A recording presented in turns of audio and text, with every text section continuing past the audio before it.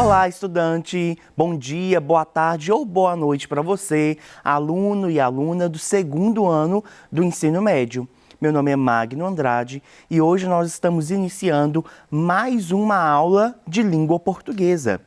Para você que não sabe, nós estamos tendo aulas referentes ao Plano de Estudo Tutorado, volume 3. Então, nós já estamos no PET 3, tá? Se você ainda não tem acesso ao PET 3, você precisa de acessar os meios digitais para que você tenha acesso ou então solicitar a sua escola, tá bom? Hoje nós vamos ter uma aula sobre pronomes pessoais. Ela está no PET 3, na semana 2. Então, se você abrir aí o seu PET e ir lá na semana 2 de língua portuguesa, você vai conseguir acompanhar tudo que eu vou falar aqui, beleza? Inclusive, pode facilitar na hora de você resolver algumas das questões que estão presentes no PET, tá bom? Vamos começar então. Na aula de hoje, nós iremos reconhecer e usar pronomes pessoais produtiva e autonomamente. Mas antes, nós precisamos de lembrar o que são os pronomes. Percebam que o título da aula é o pronomes pessoais, ou seja, eu tenho aqui uma especificação do tipo de pronomes que nós estamos indo trabalhar. São os pronomes pessoais. Isso quer dizer que existem outros tipos de pronomes. O pronome é uma classe de palavras muito ampla, tá? E aí eu vou mostrar para vocês, vamos relembrar, na verdade, o que são os pronomes. É uma classe de palavras responsável por designar pessoas ou coisas, indicando-as. Além disso, eles podem remeter a palavras, frases e orações expressas anteriormente. Os pronomes são divididos em tipos. Então, como eu disse para vocês, os pronomes é uma classe de palavras responsável por indicar algo que ainda será apresentado ao leitor ou algo que já foi apresentado ao leitor. E aí nós vamos ver como que isso funciona dentro de um texto, tá bom? Bom, como eu falei, nós vamos tratar de um tipo específico de pronomes, que são os pronomes pessoais.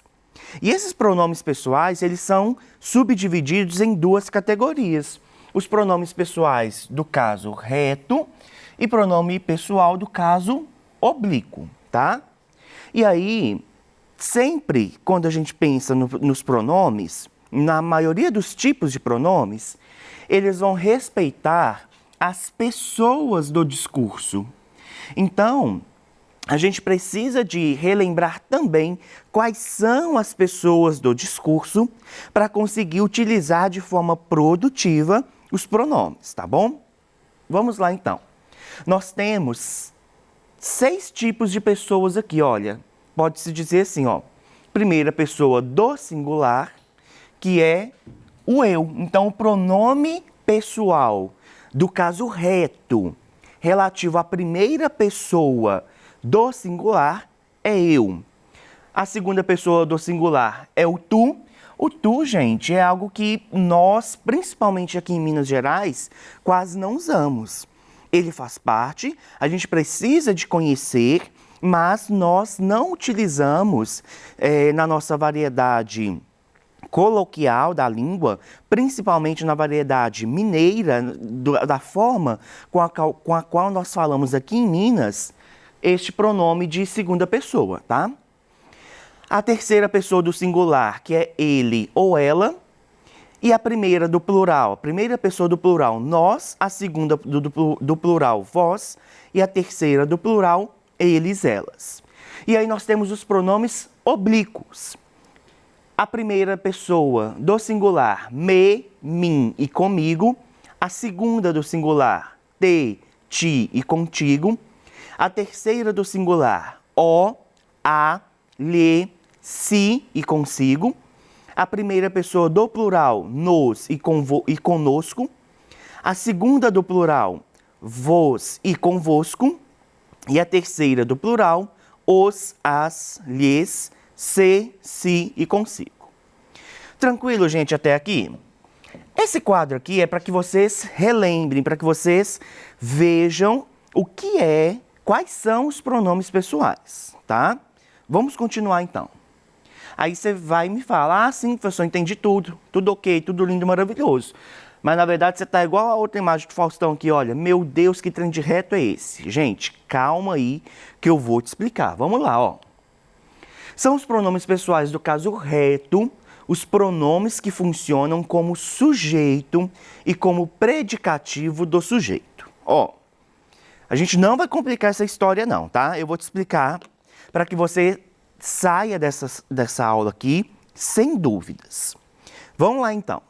Eu já disse que os pronomes é uma classe de palavras e que ele é dividido em tipos e que hoje nós estamos estudando o tipo pronomes pessoais.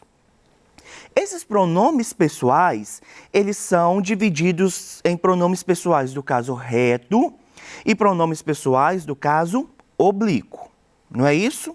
Beleza. Só que eu preciso de saber qual que é a diferença.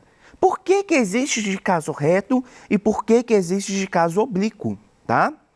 E aí, a gente precisa de entender que, quando nós estamos tratando de pronomes pessoais do caso reto, nós estamos dizendo de palavras que têm a função lá na oração, lá no período, elas terão a função de ou sujeito ou predicativo do sujeito.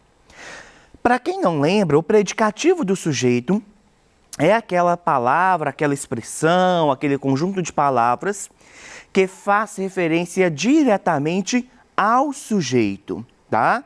Então, quando a gente pensa em sujeito e predicativo do sujeito, nós estamos lá no conteúdo, lá na área da sintaxe da gramática, tá? E aí, quando a gente pensa em pronomes, nós estamos aqui na parte da morfologia da gramática. Tranquilo, gente? Vamos então no exemplo, olha. Nós estudamos muito durante o dia.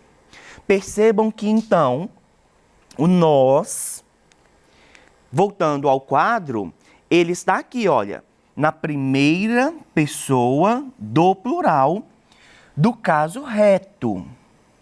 Então, o nós é a primeira pessoa do plural do caso reto, quando a gente pensa em pronomes pessoais, tá? E na frase, ele está justamente no lugar do sujeito. Qual que é o jeito mais fácil de a gente encontrar o sujeito? Questionando a oração. Por exemplo, quem estudamos muito durante o dia? Parece esquisita a pergunta, mas na hora que eu respondo eu consigo identificar. Então, quem estudamos durante o dia?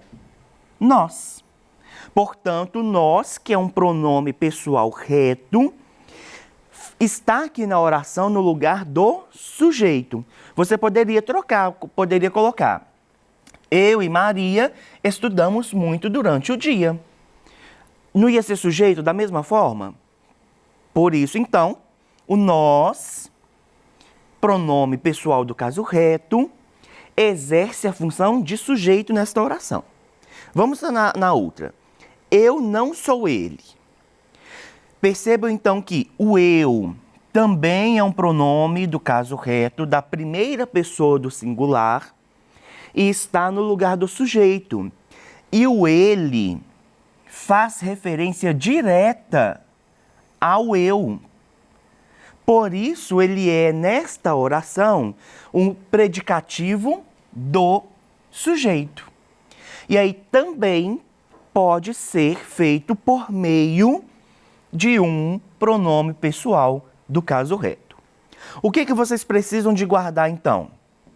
Que pronome pessoal do caso reto, ele vai ter a função sintática de sujeito ou de predicativo do sujeito, tá bom? Vamos continuar.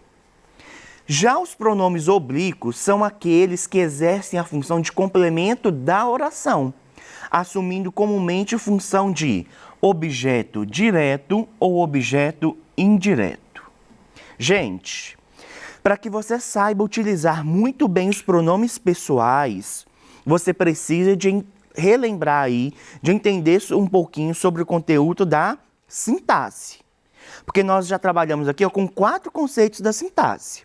Sujeito, predicativo do sujeito, e agora a gente está entrando na ideia de objeto direto e objeto indireto. O que é? Vamos relembrar então o que é o objeto direto e o objeto indireto? Quando a gente pensa em objeto, nós estamos falando, no caso da sintaxe, em complementação do verbo. Então, eu tenho um verbo que o verbo por si só, ele não passa toda a ideia, todo o sentido daquele enunciado. E aí, por isso, ele precisa de um complemento. Por exemplo, eu falo gostou. Automaticamente você vai me perguntar, gostou de quê? Percebam então que o verbo gostar sempre busca um complemento. Ele sempre busca uma complementação, que é o que a gente vai chamar aqui do objeto. E o que diferencia o objeto direto do objeto indireto? O objeto direto é aquele que se liga é o verbo que se liga ao seu complemento e que não há necessidade aí de uma preposição. E quando a gente pensa em objeto indireto, há necessidade dessa preposição. E, professor, sem exemplo eu não vou entender não. Vamos ver um exemplo então. Vamos pensar aqui na frase, na oração, gostou das rosas. A gente tem então aqui o verbo gostar. E este verbo, ele exige um complemento. Quem gosta, gosta de alguma coisa, não é? Portanto, o das rosas compõe o objeto deste verbo, o complemento deste verbo. Porém, este complemento aqui, este objeto, ele é indireto. Por que, professor, que é indireto? Percebam que do gostar para rosas tem algo aí no meio. O verbo, portanto, não consegue se ligar ao seu complemento de forma direta. Ele se liga de forma indireta, porque existe aqui o uso da preposição. Agora, se eu trocar o verbo e colocar, por exemplo, o verbo amou as rosas, percebam que eu ainda tenho o verbo aqui e que quando eu penso no meu complemento, quando eu penso nesse objeto, eu não tenho preposição. As aqui é o artigo. Ou seja, o verbo amar consegue ligar-se ao seu objeto de forma direta. Perceberam a diferença? E é isso que a gente tem quando a gente pensa nos pronomes oblíquos. Os pronomes oblíquos, então, são aqueles que exercem na oração a função de ou objeto direto ou objeto indireto. Vamos ver como é que isso funciona. Objeto direto, olha, a criança deu o brinquedo a ele. A criança deu alguma coisa, não foi? E quando a gente pensa que no o brinquedo, eu não tenho preposição, ou seja, o meu verbo está ligado de forma direta ao seu complemento. Por isso, o brinquedo é o objeto direto do verbo dar. E eu consigo substituir isso por um pronome pessoal do caso oblíquo. Percebam, a criança deu-o a ele. Agora a gente consegue utilizar a mesma frase, o mesmo período aqui, pensando no objeto indireto. Então, olha, a criança deu o brinquedo a ele. Então, a criança deu algo a alguém. E esse a aqui já funciona como preposição. Portanto, o verbo dar, quando a gente pensa neste contexto, ele não se liga ao seu complemento de forma direta. Ele precisa da preposição. E eu consigo suprimir esta ideia aqui do objeto indireto com o pronome oblíquo. Olha, a criança deu-lhe o brinquedo. Perceberam, gente?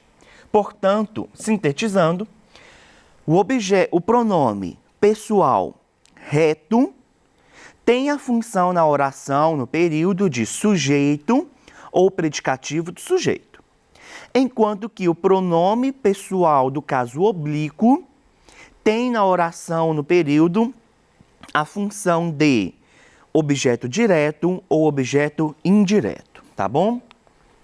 Vamos ver a tirinha. Um duende, preciso capturá-lo. Veja, peguei um duende. E aí o outro responde, é o primeiro parque temático que você visita, acertei? Vamos lá, olha, a quem se refere o pronome oblíquo lo? A gente tem aqui então, olha, a presença do pronome oblíquo lo. Professor, que lo é esse? Que L é esse? Que eu já não estou entendendo nada. Calma, que eu vou chegar no L, tá? Esse lo, ele refere-se a quem? Ele refere-se justamente ao duende. Veja que o rapaz pensa, um duende, preciso capturá-lo. Se eu tirasse o pronome oblíquo e repetisse, eu ia repetir justamente duende. Um duende, preciso capturar o duende. Beleza? Continuando então. Atenção, os pronomes oblíquos o, a, os, as sofrem modificações no som e na escrita quando vêm após alguns verbos. Quando os verbos são terminados em R, S ou Z, acrescenta-se o L. Aí, ó, achamos o L. Por exemplo, comprar o livro, comprá-lo. Veja então que o verbo termina com R.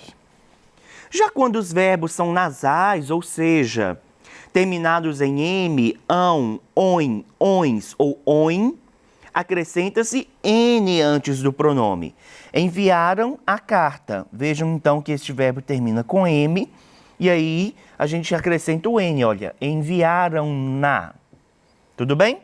Aqui então está o motivo de, em muitos casos, nós encontrarmos um N ou L acompanhando os pronomes oblíquos, beleza?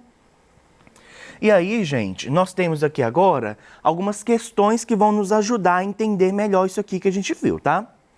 O garçom trouxe o cardápio e entregou o cardápio ao meu pai. Vejam que tem uma repetição chata aqui, olha. É chato. Sabe quando você conversa com a pessoa que fala aí o tempo todo? Aí tal coisa aconteceu, aí, fica repetindo a mesma palavra, não é chato?